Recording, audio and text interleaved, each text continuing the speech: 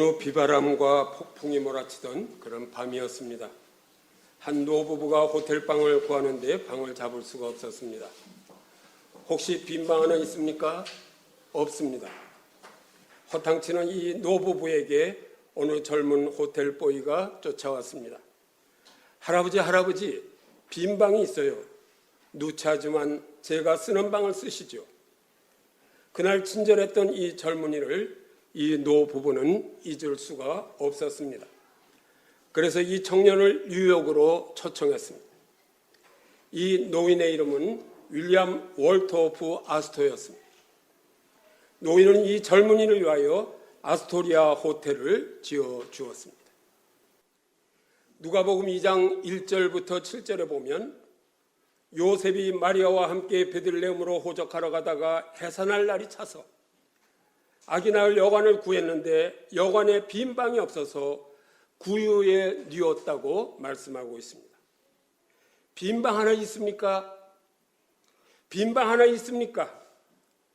하나님께서 자기의 독생자 아기 예수를 받아줄 빈 방을 그토록 구하셨지만 아무도 빈 방을 내놓는 여관집 주인은 없었습니다. 월토프 아스토도 빈 방을 내준 젊은이에게 아스토리아 호텔을 지어주었는데 하나님께서 그의 독생자를 위해서 빈 방을 찾으실 때 빈 방을 내놓는 여관집 주인이 있었다면 하나님께서 호텔만 지어주셨겠습니까? 여러분은 지금 같으면 독생자 예수 그리스도를 위해서 나는 아니야 빈 방을 내어줄 거야. 그렇지만 여러분도 마찬가지입니다. 그때 그 여관집 주인들하고 똑같아요. 지금도 빈 방을 내어주는 사람이 없어요. 오늘도 하나님은 빈 방을 찾고 계십니다. 나의 독생자 예수 그리스도를 영접할 빈 방을 내어줄 그 여관집은 없느냐고 오늘도 외치는 그 음성을 듣지 못하십니까? 성도 여러분은 이미 하나님의 아들을 위하여 빈 방을 내주신 하나님의 칭찬받는 종들임을 저는 믿습니다. 그러나 하나님은 오늘 여러분에게 내 대신 빈 방을 찾아달라고 그렇게 부탁하면서 명령하고 계십니다. 바로 이 빈 방을 찾는 일이 복음 전하는 전도의 일입니다. 많은 사람들은 그리스도를 마음속에 모시려고 하지 않습니다. 빈 방을 주님께 내드리려고 하지 않습니다. 듣는 자도 없고 깨닫는 자도 없습니다. 바로 예수님이 다시 오실 말세이기 때문입니다. 성도 여러분, 하나님과 한번 바꿔 생각해 보십시오. 여러분이 하나님이시라면 얼마나 답답하시겠습니까? 빈 방에 예수 그리스도를 모시지 않으면 귀신이 그 자리를 차지할 텐데 빈 방을 내주는 자도 없고 빈 방을 찾는 자도 없다면 하나님께서 얼마나 답답하시겠습니까? 예수님께서 잡히시던 날 밤 대제사장 가야바 집들에서 순환을 받으셨습니다. 대제사장의 하소까지 예수님을 멸시하며 쳤다고 했습니다. 거짓 증인이 예수님을 모함합니다. 얼굴에 침 뱉으며 주먹으로 치고 손바닥으로 때렸다고 성경은 기록하고 있습니다. 더더군다나 베드로는 수제자 베드로라는 그 작자가 한 여종과 함께 뜰에 앉아 있다가 예수님을 3번이나 부인합니다. 그때 만일 베드로가 예수님을 변호하면서 3번 부인하는 게 아니라 아니다 예수님은 하나님의 아들이다 하면서 자기가 대신 십자가의 오른편에 죽었더라면 그래 강도가 오른편에 죽어야 됩니까? 제자 베드로가 죽었어야 되는 거 아니에요? 성경에 그렇게 기록되어 있어야지. 이 말씀을 보면서 다시 한번 분통이 터지더라고요. 나도 그 자리에 있었으면 나도 3번이나 부인하는 것은 아닌가. 만일 성도 여러분이 주님을 위하여 빈방을 내리고 빈방을 찾으시는 주님을 위하여 외치며 빈방을 찾아주셨다면 주님 대신 뺨을 맞으며 주님을 변호했다면 아마 하나님께서 이 세상에서 어떤 상보다도 큰 것을 주시지 않겠습니까?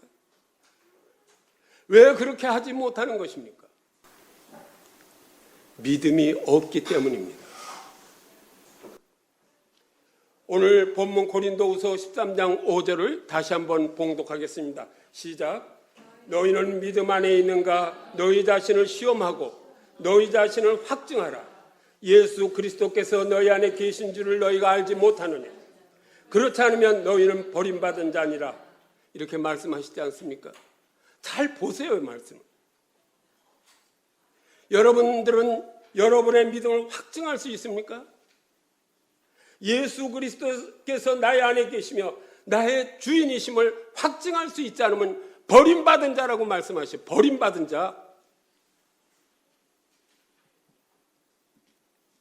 내 안에 믿음이 없다면 믿음 없는 자의 기도를 주님께서 속고 들어주실 것 같아요.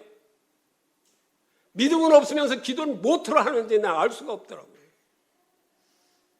그 기도를 하나님께서 속고 들어주실 리가 없는데, 그래서 기도 응답이 몇 번이나 있었습니까? 여러분 기도하는 게.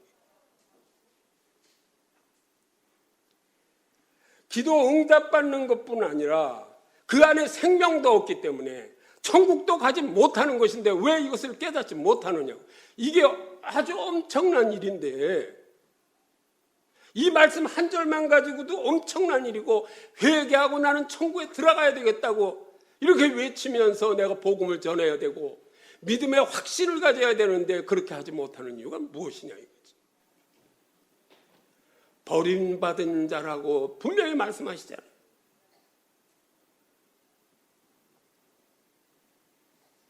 그러므로 성도 여러분, 이 시간 축복을 받으시려면, 앞으로도 계속 그리스도 안에 있으면서 하나님의 그 놀라운 복을 받으시려면 먼저 내 안에 믿음이 있는지 확증하시기 바랍니다. 많은 그리스도인들이 예수님을 믿는다고 하면서 중요한 결정을 할 때는 믿음으로 하지 않고 자기 마음대로 합니다. 이것이 그리스도인의 특징이고, 제가 이렇게 돌아보니까 제 삶이 바로 그랬어요. 아주 믿음이 좋은 척하지만 중요한 결정을 할 때는 자기 마음대로 결정해요. 왜냐하면 하나님 보이시지 않기 때문에 하나님을 믿을 수가 없거든 도대체. 어느 신실한 그리스도인들이 험한 산에서 등산을 하다가 낭떠러지로 떨어졌는데, 떨어지다가 본능적으로 바위틈에 자라나는 나뭇가지에 매달리게 됐습니다. 위를 쳐다보니까 까마득한 정상에 구름덩이가 왔다 갔다 하고 있고, 밑을 내려보니까 그 험한 바위 골짜기였습니다. 위기에 처한 이 신실한 그리스도인은 위를 향해 소리 질렀습니다. 거기 누구 없어요? 나 좀 살려주세요. 한참 동안 아무 소리가 들리지 않더니 구름 사이로 세미한 음성이 들렸습니다. 두려워 말라. 나는 내가 믿는 하나님이다. 나를 믿고 내가 지금 잡고 있는 그 가지를 놔라. 그리하면 살리라. 이 그리스도인이 하나님을 믿고 나뭇가지를 놓으려고 밑을 보니까 나뭇가지를 놓으면 뼈도 못 줄 것 같았어요.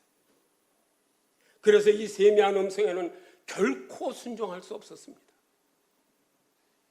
그것이 설령 하나님의 음성일지라도 이 순간만큼은 결코 하나님의 음성에 순종할 수가 없었습니다. 이 그리스도인은 그래서 다시 위를 향하여 크게 소리 질렀습니다. 그 위에 혹시 하나님 외에 다른 분 안 계십니까?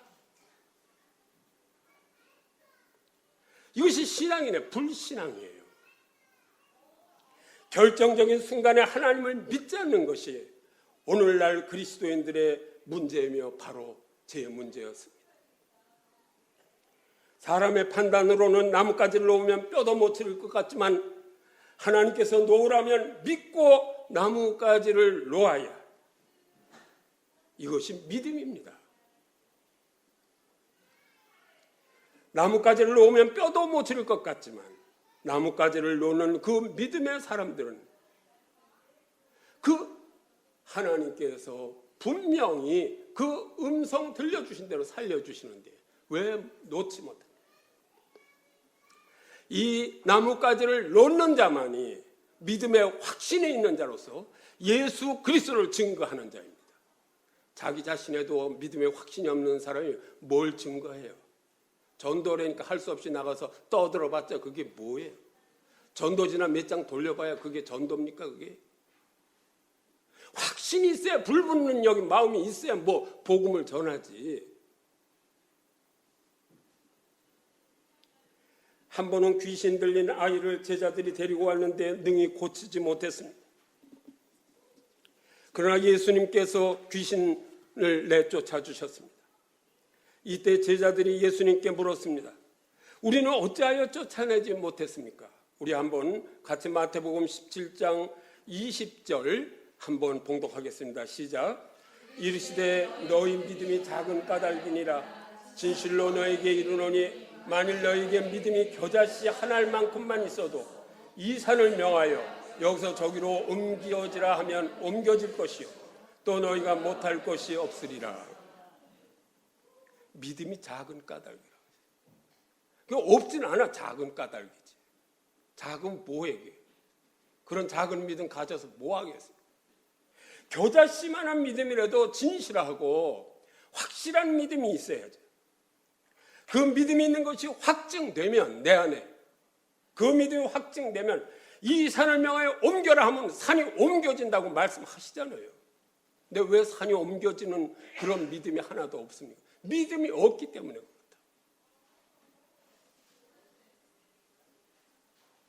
그러면 내 안에 믿음이 있는지 없는지 어떻게 확증합니까? 한마디로 말하면 십자가를 자랑하나 안 하나 보면 알 수 있습니다. 십자가를 부끄러워하는 그리스도인들은 믿음이 없는 그리스도인들입니다. 여러분은 십자가를 자랑하십니까? 우리 로마서 1장 16절부터 17절을 같이 한번 봉독하겠습니다. 시작. 내가 복음을 부끄러워하지 아니오니 이 복음은 모든 믿는 자에게 구원을 주시는 하나님의 능력이 됩니다. 먼저는 유대인에게요 그리고 헬라인에게로다.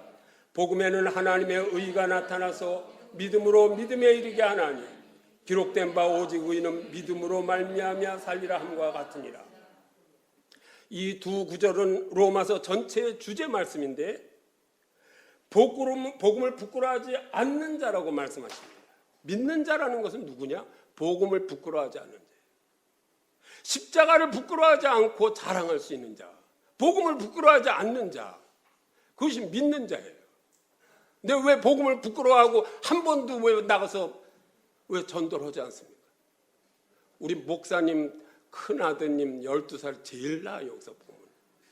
지난번 집회 때도 보면 외국인들 데려오는 건 그 믿음이 확실해 가서 한 2-3명은 데려오더라고 외국에 와서. 여러분 데려왔어요? 아이 같은 그런 믿음이 좀 있어야지. 이 복음이 나의 능력이 되는데 왜 이 복음을 부끄러워하면서 그러면서 교회는 왜 나오며 천국 갈 확신을 왜 가지고 있어요? 천국에 못 들어간다 그랬는데 분명히. 예수님은 누가복음 9장 26절 같이 보시겠습니다. 시작. 나와 내 말을 부끄러워하면 인자도 자기와 아버지와 거룩한 천사들의 영광으로 올 때 그 사람을 부끄러워하리라고. 아, 이런데 천국 들어가요? 나와 내 말을 부끄러워하면 예수 그리스도의 십자가와 예수 그리스도를 부끄러워하는 자, 부끄러워하니까 복음을 안 전할 거예요. 그 부끄러워하는 자는 뭐라 그러셨어요? 주님께서 뭐라 그러셨어요? 인자도 예수님도 아버지와 거룩한 천사들의 영광 올 때 그 사람을 부끄러워한다. 여러분이 예수 그리스도를 부끄러워하고 십자가를 자랑하지 않으면 예수님도 여러분을 부끄러워하는데, 아, 천국문 앞에 서 있는데 예수님 저 누구야? 아이 부끄러워. 이러면 어떻게 천국에 들어가요?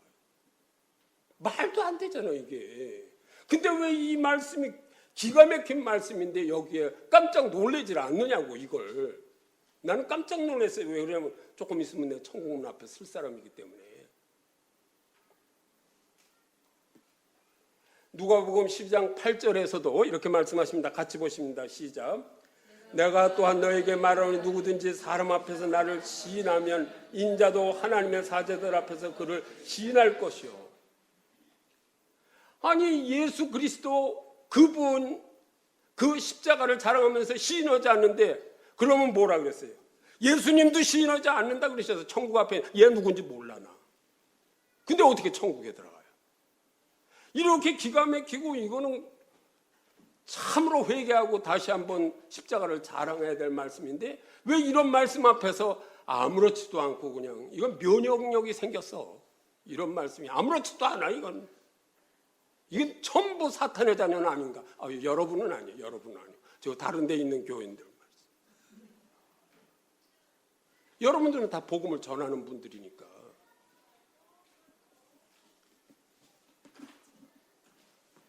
옛날에는 구원을 가졌는데 아무리 말해보면 무슨 소용이 있어요. 옛날에 구원을 가졌고 옛날에는 열심히 복음을 전했어요.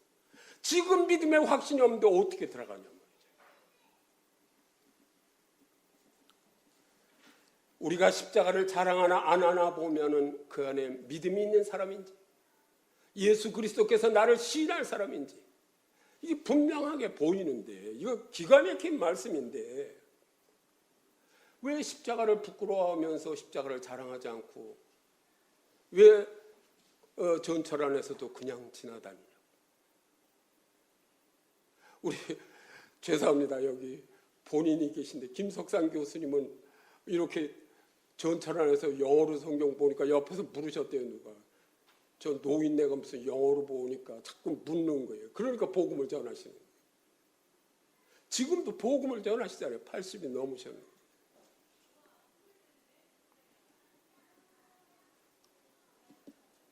갈라디아서 6장 14절 바울은 이렇게 말합니다. 같이 보시겠습니다. 시작. 그러나 내게는 우리 주 예수 그리스도의 십자가 외에 결코 자랑할 것이 없으니 그리스도로 말미암아 세상이 나를 대하여 십자가에 못 박히고 내가 또한 세상을 대하여 그러하리라. 이거 이렇게 말하고 있지 않습니까? 내가 그리스도의 십자가 외에 결코 자랑할 것이 없다 그랬는데 바울이. 여러분은 그리스도의 십자가 외에 뭘 자랑할 것이 그렇게 많습니까?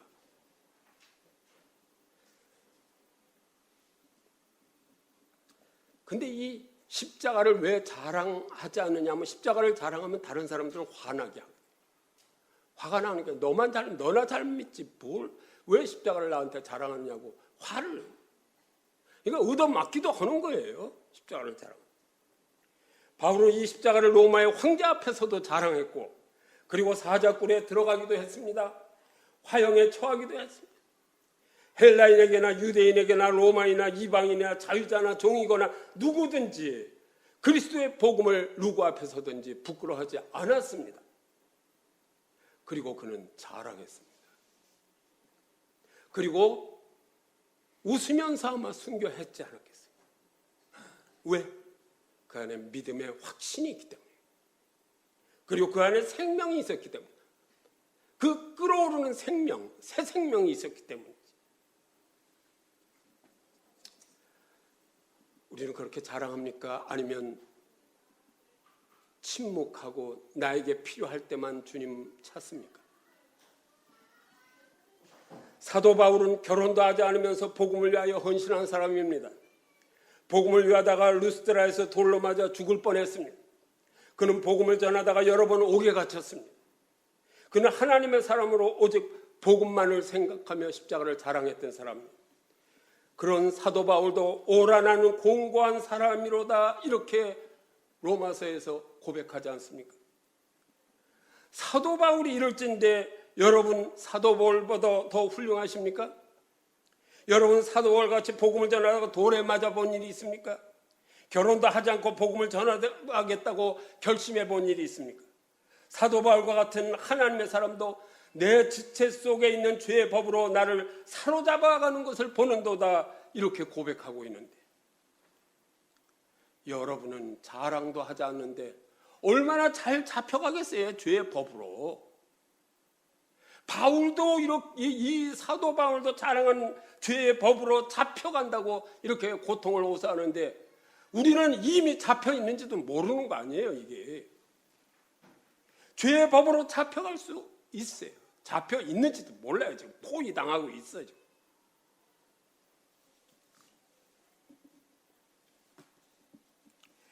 히브리서 10장 38절부터 39절을 같이 한번 보시겠습니다. 시작. 나의 의인은 믿음으로 말미암아 살리라. 또한 뒤로 물러가면 내 마음이 그를 기뻐하지 아니하리라 하셨느니라. 우리는 뒤로 물러가 멸망할 자가 아니요 오직 영혼을 구원함에 이르는 믿음을 가진 자니라. 믿음의 생활이 뒤로 물러가면 멸망할 자라고 분명히 그렇게 말씀하셨는데, 과거에 여러분들이 잘 믿었어요. 근데 지금 뒤로 물러가면 그건 멸망할 자인데 왜 뒤로 물러가요? 멸망 당하고 싶어요? 근데 이 말씀을 그냥 아무렇지도 않게 그냥 하면서 자기 필요한 말씀만 가지고 주여 뭐 어쩌고 주님께서 뭐 해주셨네, 저도 뭘 해주세요, 뭐 왕궁을 주세요, 뭐 이럴 거예요? 이런 말씀에 이게 좀 뭐가 와 닿아야 될 거 아니에요. 그러므로 뒤로 물러가는 것이 아니라 뭐라 그래서 오직 영혼을 구원함에 이르는 믿음을 가지라 그랬잖아요. 우리의 믿음은 영혼을 구원하는 그런 믿음이어야 됩니다. 믿으시면 아멘 하시기 바랍니다. 우리 그리스도인들이에요. 얼마나 믿는 사람 중에 믿는 사람이 없는지, 이게 이상한 말을 자꾸 하게 돼요. 믿는 사람 중에 믿는 사람이 없어. 믿는다고 교회 다니는 사람 중에 진짜 믿는 사람이 없다는 얘기예요. 한 7, 8년, 한 10여 년 됐어요. 그때 지금은 이제 은퇴하셨습니다. 이대 생물학과의 이양림 교수님이 우리 이제 지도 교수를 해주셨어요. 전도 폭발 훈련에. 그분 참 훌륭하신 분이에요. 그냥 동료 교수님들한테 다 얘기해서 신학기만 되면 학생들에게 설문지를 돌려가지고 전도 대상자 명단에서 저에게 주세요. 한 번은 30명의 명단을 주셨어요. 그 중에 전도 대상자인데 20명은 교회는 다니는 사람들. 순수하게 복음을 들어야 할 사람은 10명밖에. 근데 20명 중에서요, 천국에 갈 믿음의 확신을 가진 사람은 서너 명밖에 안 되더라고요. 그러니까 30명 중에 한 10명 정도는, 10% 정도는 천국에 갈 확신이 있는 사람, 나머지는 다시 복음이 무엇인지를 들어야 할 사람. 이 믿는 사람들이, 교회 다니는 학생들의 이 신앙 상태가 이런 정도니까 전도 좀 하자가 하면 안 해요. 성경 공부하자고 대들어요. 성경 공부. 내가 성경 공부를 부인하는 게 아닙니다. 잘 들으세요. 성경 공부나 좀 해주세요. 성경 공부 좀 가르쳐주세요. 기도 좀 해주세요. 이것이 다예요. 복음을 전하기 위해서 성경 공부를 하고 복음을 전하기 위해서 기도하는 사람들이 참으로 없어요. 그 30명 중에 한 명도 없어요. 히브리서 5장 12절을 같이 한번 보시겠습니다. 시작.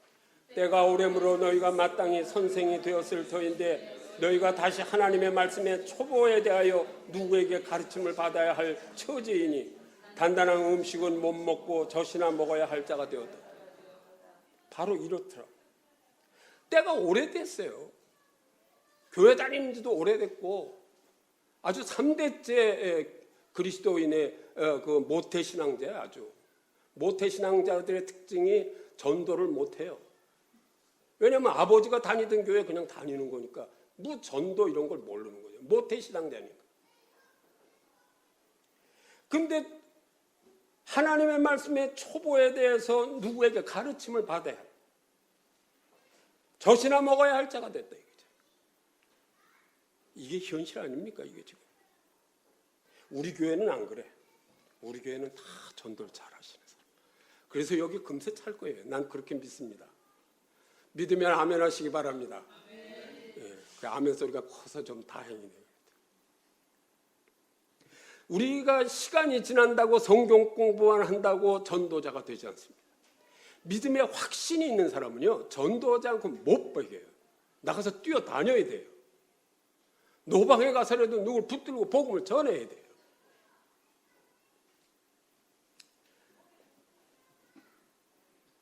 성경을 잘 안다고 무슨 50독을 했다고 전도자가 되는 게 아닙니다.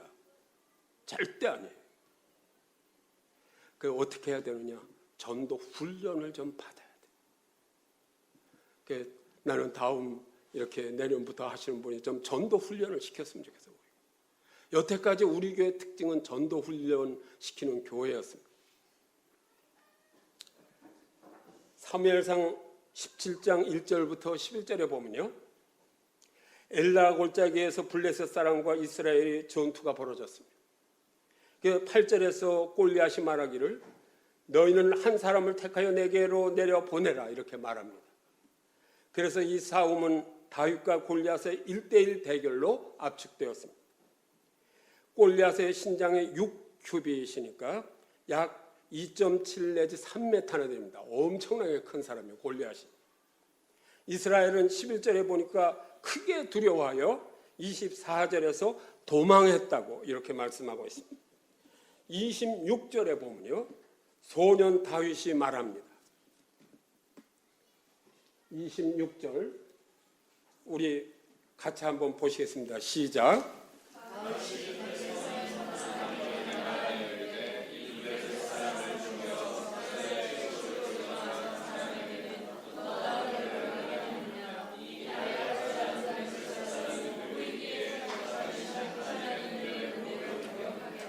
이렇게 말하잖아요. 다윗은 37절에서 말합니다.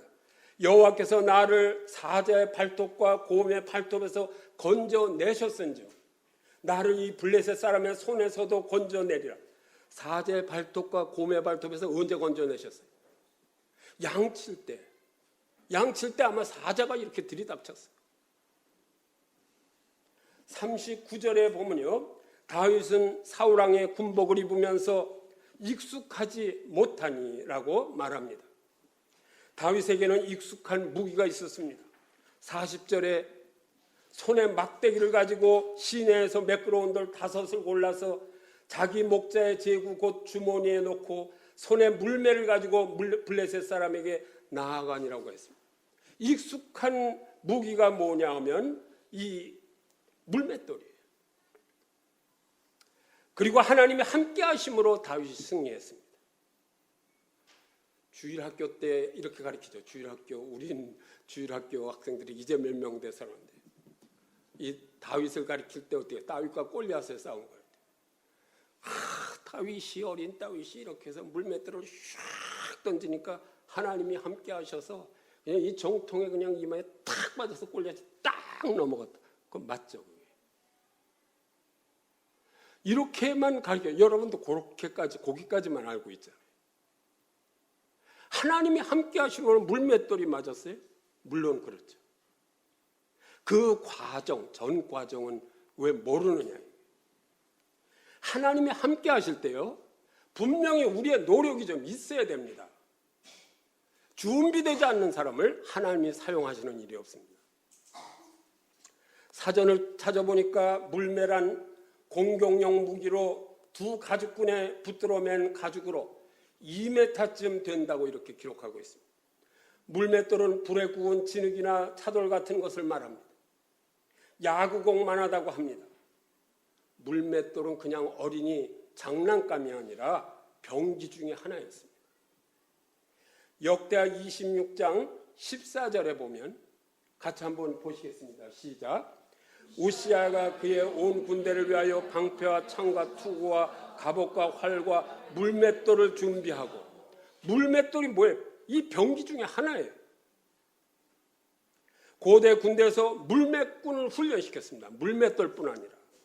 사사기 20장 16절 같이 보시겠습니다. 시작. 이 모든 백성 중에서 택한 700명은 다 왼손잡이라 물매로 돌을 던지면 조금도 틀림이 없는 자들이더라. 이렇게 말씀했습니다. 열왕기하 3장 25절에서 물맷꾼들이 두루다니며 치니라 이렇게 했습니다. 물맷돌이나 물맷꾼은 그냥 어린이 장난감이 아닙니다. 이거는 병기 중에 하나고, 물맷꾼은 무슨 공병이니 보병이니 하는 그 병사 중에 한 저거예요. 물맷꾼이. 물매 속도가 몇 킬로로 나가냐면 시속 160km 된다 그래요. 그러니까 다윗의 물매는 장난감이 아니었어요. 그 양을 보면서 할 때 이미 훈련 받은 거예요. 사자와 곰의 발톱에서 하나님이 지켜주셨지만 그 사자와 곰이 나올 때 물맷돌을 던지면서 사자의 이마통을 탁탁 맞췄던 게 누구예요? 어린 소년 다윗이에요. 그러니까 평소에 물매로 훈련되어 있던 자를 하나님이 들어서 블레셋과 싸우게 하신 거지, 훈련도 없는데 그냥 목동 갔다가 하나님이 함께 와서 물맷돌 5개 뭐 시냇가에서 주워다가 이렇게 해서 던져서 이긴 거예요? 훈련을 받아야 된다고. 훈련 없이 뭐가 돼요? 훈련 없는 자를 하나님 쓰시지 않는다고.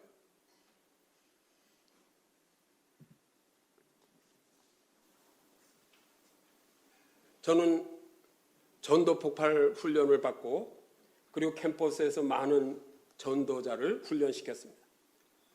그래서 한 5, 6년 전에는 5, 6년이 좀 넘었을 거예요. 전도 폭발 본부에서 캠퍼스 전도 훈련 공로상을 주기도 해서 제가 홍정길 목사님 교회 가서 간증도 하고 많이 간증도 이렇게 하고 그랬습니다. 전에도 말씀드렸지만 1993년 서울대학 병원에서 이식 수술을 받으면서 제가 하나님께로부터 부르심을 받았습니다. 그때 한 게 백지를 내보이시면서 하나님께서 네가 전도한 사람 명단 10명을 써보라고 하셨어요. 그러니까 전도지나 돌리는 건 전도가 아닙니다. 이름을 기억해야 돼. 근데 지금 벌써 다 잊어버렸어요. 그래서 이제 금년에 이제 담임 목사 내놓으면 내년부터 다시 최소한도 10명은 전도해서 이 명단 작성해야 돼. 왜 그러냐면 이제 천국문이 가까워졌기 때문에. 왜 명단을 작성하라 그러셨을까요? 전도 대상자를 놓고 기도하고 그 이름을 놓고 기도하고 전도해서 또 그 교회 좀 정착 잘 되라고 기도하고 그러는데 그 이름을 잊어버리는 자체가 잘못된 거죠. 제가 서울대학에서 이제 전도 훈련을 시킬 때 동양사학과의 오금성 교수라고 있었습니다. 그분이 아주 좋은 걸 가르쳐요. 남서울교회 출석하는데 부인 때문에 남서울교회를 다녔어요. 부인 때문에 남서울교회 다녔는데 3년 동안 교회 화장실이 어디 있는지 몰랐대. 부인이 가자 그래서 억지로 교회 가는데 너무 지루해가지고 축도하기 전에 나와서 뺑소니를 치니까 집으로 화장실이 어디 있는지 3년 동안 몰랐대. 교회는 다녀도. 그러면서 하시는 말씀이 뭐냐면 그분이 교회 내에서 친구 3명을 사귀니까 화장실이 어디 있는지 발견이 되더래요. 친구가 있어야 얘기도 하고 교회 좀 남아있을 거 아니에요. 친구 3명이 있어야 돼. 새 신자가 오면 여러분이 그렇게 관심을 가지고 하지 않으면 화장실이 어딘지도 몰라요. 예배 끝나고 절로 바로 도망가니까. 밥도 안 먹겠다 그러고 저 뒷문으로 가고. 화장실이 어디 있는지도 모르고 3년 동안 다니면 그거 어떡하겠어요.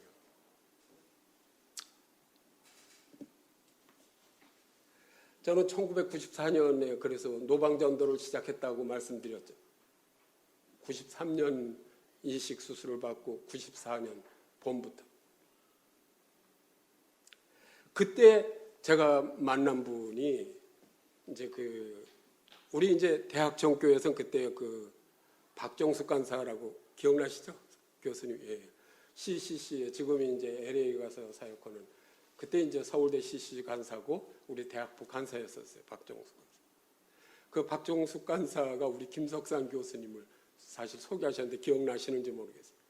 그때 교수님은 이렇게 가방 하나 메고 거기가 이제 고시촌이니까 고시원생들에게 전부 복음을 전하고 그러실 때 여기 본인 계셔서 죄송하지만 김석산 교수님하고 이제 화학교육과 이제 우규환 교수님 두 분이 지금도 이제 몽골로 인도로 이렇게 전도여행 가십니다. 80이 넘으셨는데도. 그래서 시작한 게 박정숙 간사하고 저하고 이렇게 시작한 게 이제 서울대 이제 금요 아침 기도회. 교수님은 그 다음 해에 연병 과기대로 가셔서 모르시. 이 모임이요. 이 금요 교수 기도 모임이 지금 엄청나게 서울대학을 부흥시키셨습니다. 그것은 그냥 기도만 하는 모임이 아니라 제가 교수님 앞에서 이렇게 적어하는 게 제일 존경합니다. 그때 교수 기도에 오실 때 뭐라 그러시냐면 그 서초동에 저 아파트가 계셨는데 연변으로 가실 때도 CCC 간사들 거기서 그냥 살라고 주시고 가셨어요. 그리고 그 아침 기도에 올 때 자가용이나 무슨 이러간다고 택시를 타고 꼭 오세요. 그리고 택시 기사에게 복음을 전하시고 복음이 좀 길어지면 더 전하고 미안하다 그리고 팁 더 주시고 매할 때마다 그렇게 복음 전하는 거 그치질 않으시고 지금도 그렇게 복음을 전하시고 지난번에도 말씀드렸지만 몇 년 전에 중국에서 이렇게 오시는데 배 타고 오셨다고 해서 아우 왜 그 배를 타고 오시냐고 비행기가 너무 빨라서 그렇다고 그러시고 배 타고 오면은 옆에 있는 사람이 복음 전할 기회가 있는데 비행기는 빨리 와서 복음을 전할 수가 없다고 그러시고 배낭 하나 메고 다니시잖아요. 지금도 배낭 메고 다니시죠. 이렇게 훌륭하신 교수님들이 몇 분 계세요. 그리고 95년인가 그렇게 계시고 94년, 95년인가 96년에 연변으로 가시면서 1,500만 원을 저에게 주시면서 혼자 뛰어다니지 말고 누구 좀 같이 해라. 그래서 제가 이은미 목사 되는데 서울신학대학 졸업한 이은미 전도사하고 같이 거기서 굉장히 부흥운동이 일어났습니다.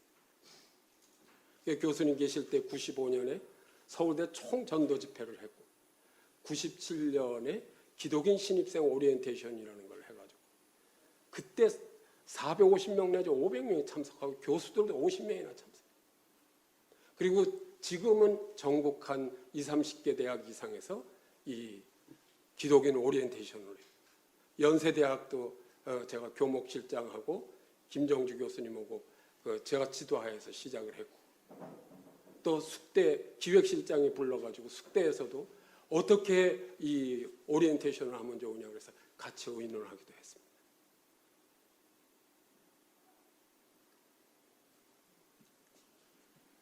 그 후에 우리 교수님은 한 7, 8년 되셨네요. 선교 가실 만한 분이 아니에요. 왜냐하면 노모가 계셨어요. 근데 아마 말씀은 안 하시는데 이제 전부 재산 팔아서 조카한테 맡기신 것 같아요. 돈도 다 맡기고 선교 가셨어요, 어머니. 근데 오늘 전화가 오셨어요. 어머니 소천, 아이고 어머니 소천을 하셨으면 저도 좀 부르시면 좋잖아요. 일체 부르지 않고 아는 사람만 이렇게 해서 했는데 돈이 남았다고. 그중에 반은 우리 참 좋은 교회가 너무 좋아서 그래서 500만 원을 주시지 않았어요. 그걸 우리 참 좋은 교회도 이 전도 훈련을 많이 전도 폭발 훈련을 통해서 많은 사람들이 주님 앞으로 돌아왔습니다.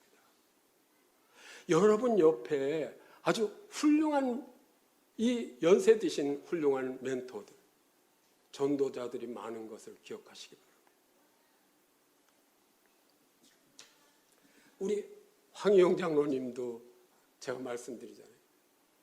제가 대학 다닐 때 서울공대 교수님이셨는데 제가 뵙기 전에 그 앞에 공릉교회 나가는 친구들이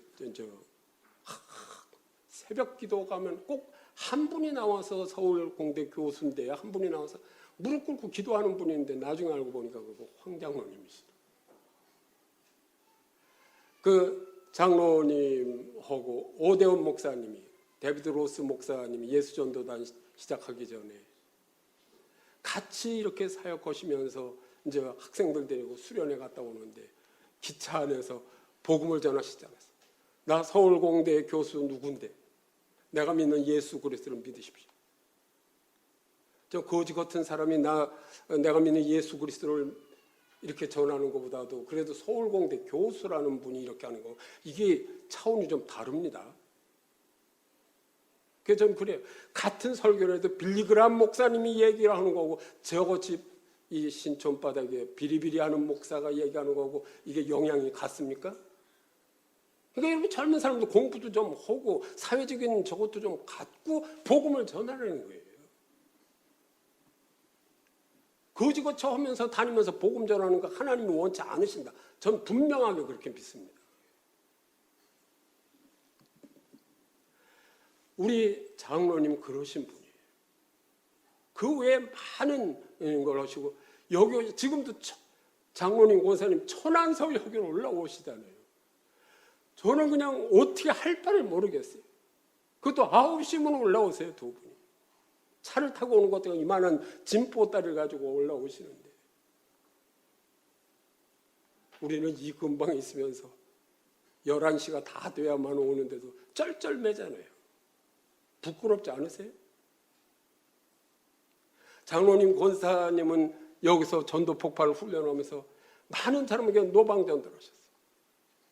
제가 기억나는 게 서울벤처전문대학원 대학교 총장 하실 때인데 여기서 우리 교회 끝나고 노방전도를 가는데 총장님이면 뭐해요? 너 좀 뭐 이렇게 복음 전하려면 여기 총장님이라고 쓴 것도 아니고 그냥 픽픽 하고 그냥 가잖아요. 노방전도하기가 얼마나 어려워요. 우리가 이대에서 노방전도 할 때는 주로 제가 이렇게 혼자 가서 이렇게 할 때는 그 음악대학 올라가는 길 있고 이쪽에 도서관 가는데 거기 이렇게 계단으로 이렇게 올라오는데 애들이 그 기숙사 가는 애들이 헐레벌떡 하고 올라오면 거기서 좀 쉬어야 되니까 거기서 좀 복음을 전한다. 그래서 내가 교수일 때 그때 학생들 한 명 한 명에게 더 복음 전하지 못한 걸 안타까워하시더라고요. 우리 윤임자 권사님은 저하고 같이 전도 폭발 훈련을 이대 다락방 전도협에서 그 끝날 때까지 그렇게 하시고 여러분 젊은 분들이 좀 이렇게 해야 되지 않겠어요? 이제 복음을 전하지 않으면 뭐라 그랬어요? 믿음의 확증이 없는 자라고 그랬잖아요.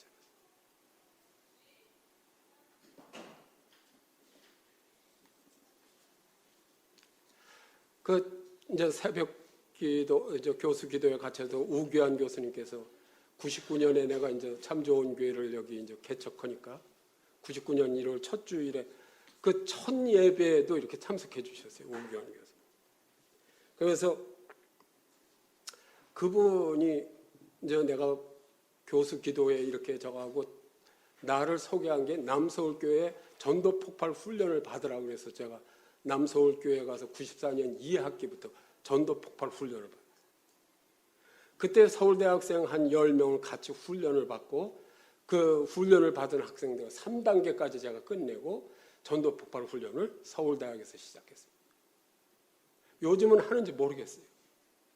그래서 서울대학에서 많은 그 전도 훈련이 일어나고 그것을 통해서 그 서울대학에 111개 과가 있었는데 한 5, 60개 과에 기도 모임이 생기고 전도 모임이 생겨가더라고요. 아마 내가 전국 300개 대학에서 지금도 서울대학만큼 성령 충만하고 열심인 대학이 난 없다 이렇게 확실하게 믿습니다.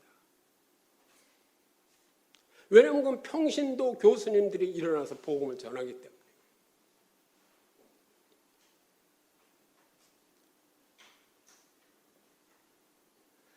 저희는 여름방학, 겨울방학이면 서울신학대학생들이 우리의 이제 그 멘토가 돼가지고 같이 이렇게 전도여행을 떠났습니다. 난 신학대학생 중에서 서울신학대학생들이 제일 좋더라고요. 전도를 제일 열심히 하는 거예요. 전도 폭발 훈련을 해요. 이강천 교수님이라고 그분도 이제 저하고 지금 조갑진 교수 이분은 또 기도운동에 열심인 분이고 그런데 여름방학, 겨울방학이면요. 서울대 전도폭발팀 또 교수 이런 분들과 서울신학생들이 함께 임상훈련을 지방대학으로 갑니다. 그래서 지금 기억나는 게 충북대학에도 갔어요. 충북대학에 한 번은 가니까 거기 그 근방에 또 뭐 교원대학인가 뭐 이런 것도 있더라고요. 거기서도 다 와주는 거예요. 그러면서 충북대학 교수들이 서울대학 교수들이 오는 것만 해도 감동입니다. 이렇게 얘기해요. 그때 교수님들은 먼저 그 대학에 가서 무릎 꿇고 기도했습니다. 회개했습니다. 우리 서울대학 교수들이 서울대학이 교만했던 것을 회개합니다. 그리고 복음을 전하기 시작합니다.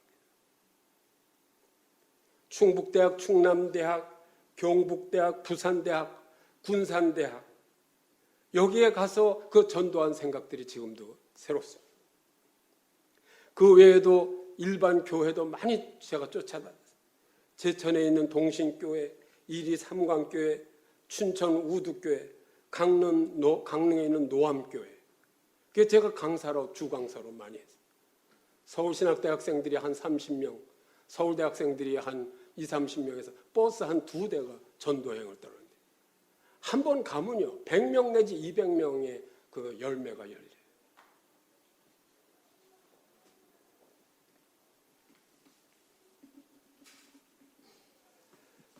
저는 서울대학에 참 훌륭한 교수님들이 너무 많은데 그 지금도 강신우 교수나 이 누구예요? 저 화학과의 홍정인 교수 같은 분은 태국과 지금 어디예요? 그 인도네시아에 지금 10년 이상을 이렇게 단기 선교를 여름방학, 겨울방학이면 가십니다. 그리고 경영대학의 주우진 교수는 카자흐스탄인가 거기에 지금 15년째 여름방학, 겨울방학에 자기 자비를 들여서 그분은 리스 사업을 하세요. 서울산업은행하고. 그게 지금 카자흐스탄하고 우즈베키스탄에다가 이건 한 1년 전에 만나서 얘기 들은 얘기인데 거기에다가 지금 리스 회사를 설립하는데 자동차 한 대를 가지고 리스 산업을 이렇게 하려고 하신다고. 그 같이 훈련받고 저와 하던 그 약학대학의 이제 교직원인데 안희국 권사님 지금은 이제 은퇴하셨어요. 서울대 직원이라 그러면서 1년에 100명, 200명 전도해요. 자기 월급 탄 걸 가지고 전부 쌀 뭐 이런 걸 만들어서 교회에다 이렇게 하고 우리 교회는 쌀 드립니다. 그리고 이 전철역에서 전도지를 돌려요. 그러면서 자기 명함을 같이 돌려요. 왜냐하면 전도나 하는 사람을 갖다가 우습게 보기 때문에 저는 서울대학의 직원 누굽니다. 그리고 명함 같이. 지금도 아마 하실 거예요. 요새. 네.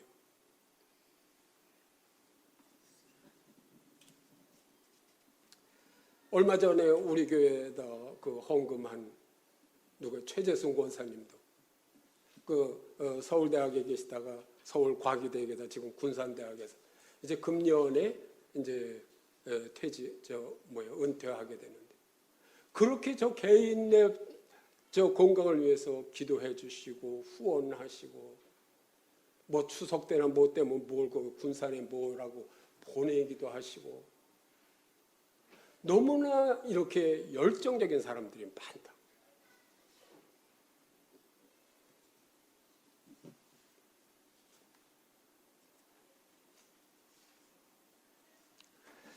이렇게 복음을 전하고 기도하고 그 어려운 환경, 서울대학은 참 어려운 환경입니다.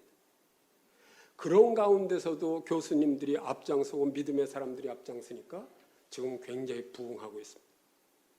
주일날 서울대학 교회에 이렇게 얘기 들어보면 3부인가 4부 예배를 드려요. 지금 대학부 예배만 한 80명, 100명 드리고 지금 대학원 예배까지 생겼어요. 그리고 일반 예배가 있고 교수님들이 10대뿐이 본교회에서 저걸 받아와요. 파송장을. 본교회가 온누리교회 다니지만 나는 서울대학교의 선교사로 캠퍼스 선교사 11조를 거기다 드려요.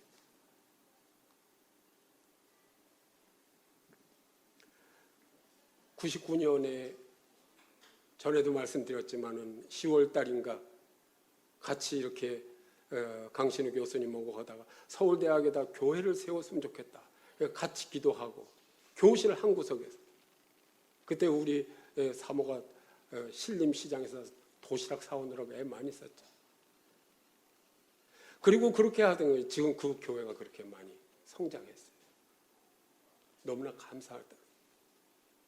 99년 1월 첫 주에 우동집에서 지난번에도 말씀드렸지만 참 좋은 교회를 시작할 때 그때 우기환 교수님이 이제 이화대학 앞으로 온다니까 우기환 교수님이 이대 화학과 교수님이셨어요. 그래서 이제 소개해 주신 분이 이양림 교수님이 이제 생물학과의 이양림 교수님, 아까 얘기한 교수님과 정길자 교수님. 정길자 교수님은 제자였어요. 그때 당시에 이제 정길자 교수님 학생처장이셨는데 많이 도와주셨어요. 그래서 그 수요 공동체에 정길자 교수님 중심으로 해서 한 10분 이렇게 모이는. 제가 그만두더라도 그 수요 공동체는 좀 그냥 했습니다. 이 정길자 교수님과 누구의 다락방전도협회 유현주 총무 뭐 이런 분들이 같이 2000년 초에는 이화에 기도 운동을 시작하고 그러지 않았습니까?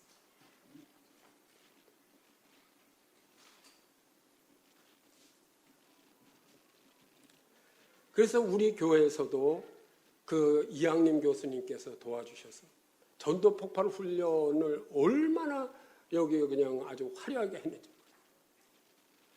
많은 사람들이 여기 오늘 안 왔던 최세진 집사도 전도 폭발 훈련 때문에 우리 교회 나온 거예요. 그 훈련을 통해서 훈련을 받기 위해서 우리 그 작은 교회 똥물나고 하는 그 지하실 교회에 와서 훈련을 받고 그러다 우리 교회 나온 사람들이에요. 우리 크리스찬 카페 로뎀나무 아래서는 복음 전하기가 아주 좋습니다. 몇 년 전에 앞으로요.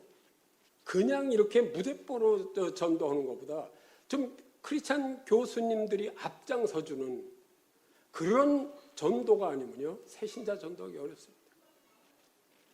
그래서 한 2년인가 3년 전에 이제 정길자 교수님이 간호학과의 간호대학생들 100몇 명에게 이제 이렇게 강의하면서 이제 저한테 이제 해주시고 그 첫 시간에 복음에 대해서 듣기를 원하느냐 그래서 설문조사를 해가지고 듣고 싶다 하는 사람 명단을 써서 저를 주신 거예요.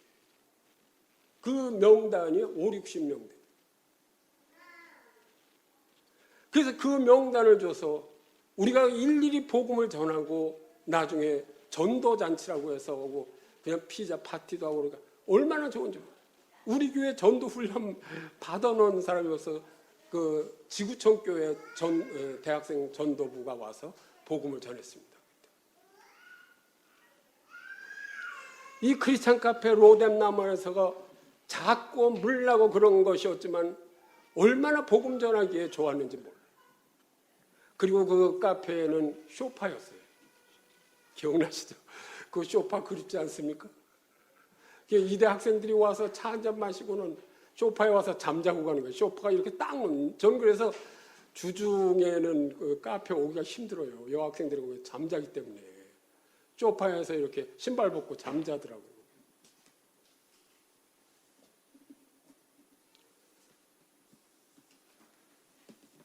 참 이렇게 지금 생각해 보면 그때 그 카페 교회가 참 아름다웠구나. 그때 우리 장로님, 권사님 기뻐하면서 부담 없이 집세가 뭐 70만 원이니까 70만 원 내고도. 그때 우리 지금 교회 참좋은 교회 목적을 이렇게 우리가 매 광고 시간마다 하지만 그대로 우리 교회는 살았습니다. 그게 작은 교회지만은 사례비도 없고 나갈 곳이 없으니까 집세는 적고 그래도 1년에 한 4천만 원 가까이 또 너무 좋으니까 외부에서 지원들도 많이 하죠. 그러니까 그때 우리가 결심한 게 예산의 50%는 가난하고 어려운 사람에게 밖으로 보낸다. 그걸 실천하지 않았습니까 그때? 저 위에 무슨 감사패도 2개 해주지만 이화여대에서 하는 성산사회복지회관에 한 달에 한 90만 원까지 갔네요. 8, 90만 원, 100만 원까지도 우리 같은 작은 교회에서 몇 년 동안 그렇게 했어요. 저 밝은 교회로 가기 전에.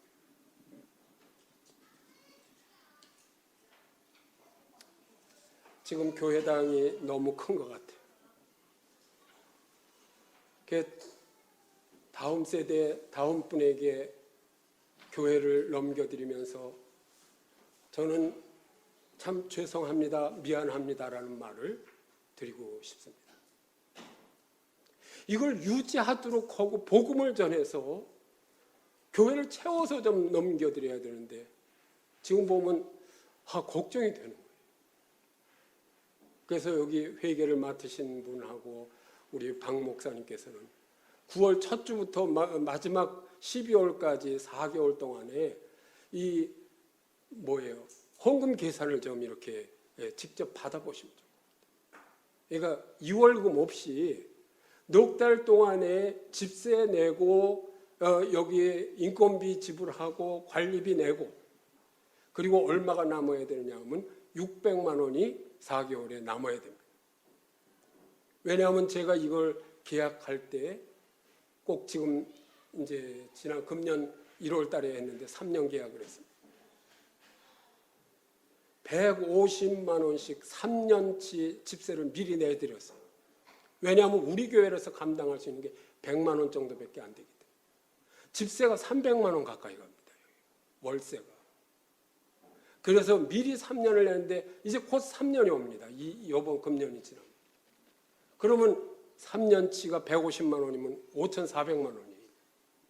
그러니까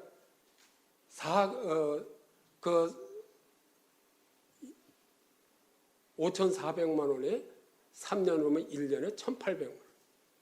그러니까 4개월 동안이면 3분의 1이니까 600만 원이 남아야 돼요. 앞으로 4개월 운영을 하면. 그게 안 될 거예요. 안 되면은 우리가 복음을 전해야 돼. 그걸 위해서요. 이게 유지가 되지 않으면 청년 설교, 하나님께서 우리에게 맡기신 설교, 선교가 되지 않는다고요. 죄송합니다. 내가 게으르고 나태해서 그리고 이중일을 하다 보니까 그렇게 된 겁니다. 초기에 그 초심 가지고 열심히 했으면 되는데 중간에 그리스도 대사단을 주시니까 대사단 할래 이거 할래 또 학벌에 욕심이 있어가지고 또 아시아연합신학대 가서 박사학위 받으러 또 5년 다니고 그러다 보니까 공부하다 보니까 이게 전도는 머릿속에만 있고 실제로 안 되더라고요.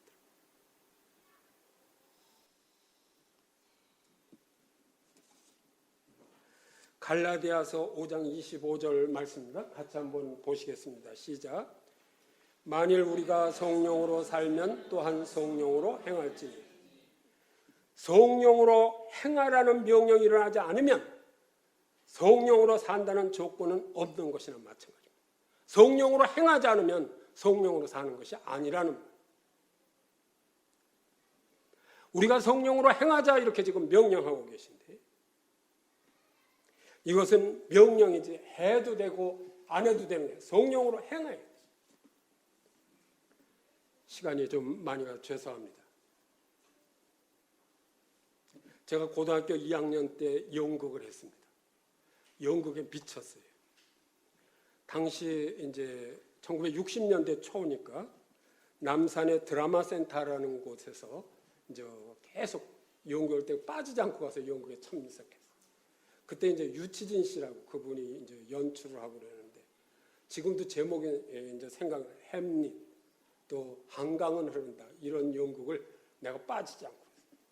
나도 금송아지라는 작품의 주연 배우로 이렇게 제가 이제 연극을 했어요. 지금은 모르는데 여기 이제 연극 하시는 분도 있고 그러는데 당시 연극에서는요 주연 배우는 첫 장면과 마지막 장면에 꼭 주연이 등장해요. 왜 그러냐면 그 연극 내용의 그 주제를 마지막 장면에 꼭 이렇게 주인공이 나가서 탁 얘기를 하는 거예요. 그 마지막 장면이 중요합니다. 그거 아주 그래서 주인공 괜찮아요. 제가 저기 진명여고 강당 3일당에서 연구하는데 마지막에 확 그 이제 주인공이 혼자 독백을 할 때 그 커튼이 이렇게 탁 내려오는데 멋있어요. 그게 마지막 말씀이 중요한데 그 주보 뒤를 보십시오. 사도행전은 하나님이 계획하시고 연출하신 한 편의 드라마입니다. 주연 배우는 베드로와 바울입니다. 사도행전 전체를 서막과 2부 6막으로 구성했습니다. 서막은 1장 1절부터 2장 41절까지입니다. 여기는 기독교 전도의 모델적 사건들을 기록하고 있습니다. 그런데 서막의 마지막 장면 결론은 사도행전 2장 41절입니다. 함께 봉독하겠습니다. 시작. 그 말을 받은 사람들은 세례를 받음에 이날의 신도의 수가 3,000이나 더하다. 이 사도행전을 기록한 이 저자의 독백으로 주인공이 하고 싶은 말이 뭐냐면 더하더라고요. 사도행전의 역사는 더하더라, 더하는 역사. 제1막은 사도행전 2장 42절부터 6장 7절까지입니다. 예루살렘 교회의 초기 시기를 보여주고 있습니다. 결론은 그 마지막 6장 7절이에요. 같이 한번 보십니다. 시작. 하나님의 말씀이 점점 왕성하여 예루살렘에 있는 제자의 수가 더 심히 많아지고 허다한 제사장의 무리도 이도에 복종하니라. 제자의 수가 그냥 많아지는 게 아니라 심히 많아지는 거예요. 이게 사도행전의 역사예요. 이걸 얘기하고 싶은 거예요. 심히 많아지는 거. 제2막은 6장 8절부터 9장 31절까지인데 세 명의 중치적인 인물들인 스테반, 빌립, 바울의 그 생애에 나타난 결정적 사건들의 장면이 연출됩니다.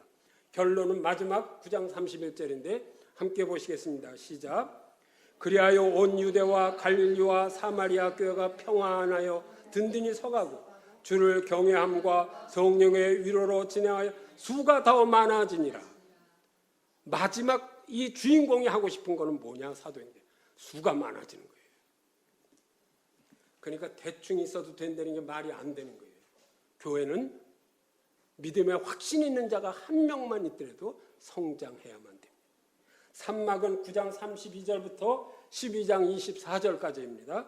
팔레스타인에서부터 시리아까지의 복음의 진보를 보여주고 있습니다. 결론은 12장 24절 마지막 절에 같이 봅니다. 시작. 하나님의 말씀은 흥왕하여 더하다. 수가 많아지니까 흥왕하고 더하는 거죠. 더.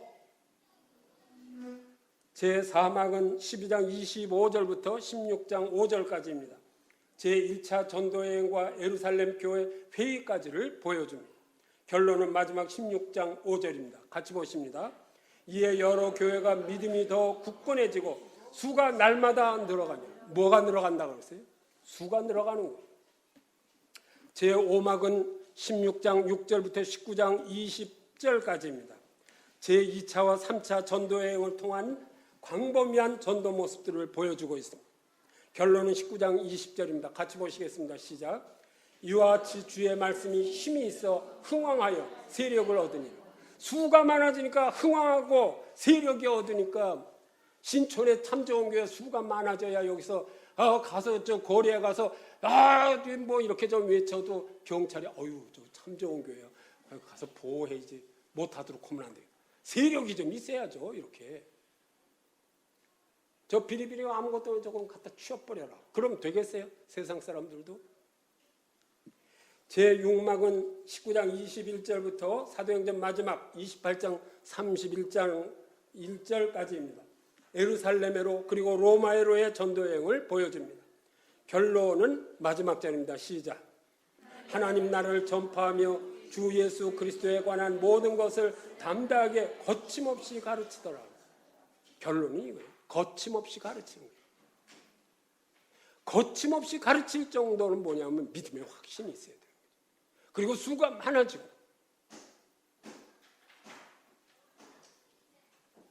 사도행전은 예수님의 지상명령을 성령님의 행하심으로 실천한 것이. 예수님의 지상명령 우리 다시 한번 보시겠습니다. 마태복음 28장 19절부터 20절입니다. 같이 보십니다. 시작. 그러므로 너희는 가서 모든 민족을 제자로 삼아 아버지와 아들과 성령의 이름으로 세례를 베풀고 내가 너에게 분부한 모든 것을 가르쳐 지키게 하라. 볼지어다 내가 세상 끝날까지 너희와 항상 함께 있으리라 하시니라. 명령대로 가르치며 전파하는데 사도행전 마지막에 그 많은 사람이 없는 거죠. 거침없이 가르칠 수 있어요. 그 많은 사람이 없으니까. 여기까지 되는 것이 하나님께서 우리 참 좋은 교회 원하시는 것입니다. 그 결과로 1막에서 예루살렘과 2막에서 온 유대와 사마리아와 3막부터 6막까지 땅끝까지 복음이 전파된 거예요. 전파되되 제자 수가 더해지더니 교회가 든든히 서가고 수가 더 많아졌습니다. 3막에 이르러서 말씀이 흥황하게졌습니다. 4막에서 교회가 믿음이 더 굳어지고 수가 날마다 더해졌습니다. 5막에 가니까 말씀이 힘이 있었습니다. 6막에 와서 결론적으로 말씀이 세력을 얻게 되었습니다. 성도 여러분, 이러한 사도행전의 역사가 성령 충만으로 되어졌는데, 그러면 성령 충만은 누구에게 주어졌습니까? 전도 안 하는 자에게도 성령 충만이 주어집니까?